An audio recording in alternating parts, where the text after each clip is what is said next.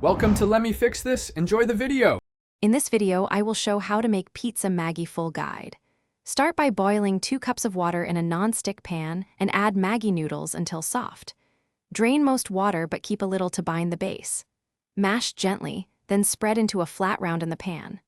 Layer sauce, veggies, and cheese, cover and cook on low until cheese melts and edges crisp. Begin by boiling Maggi noodles just until tender, then drain most water to avoid sogginess.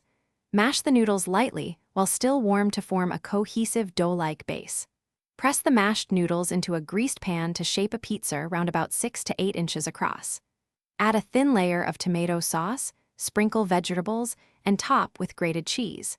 Cover and cook on low until cheese bubbles and edges are golden. For bold flavor, use a good quality pizza sauce or ketchup and spread thinly so the base cooks through. Add diced capsicum, onion, and optional olives for texture and freshness. Season with salt, black pepper, oregano, and a pinch of chili flakes to mimic pizza spice profiles. A drizzle of olive oil before covering helps crisp the edges. Taste and adjust seasoning.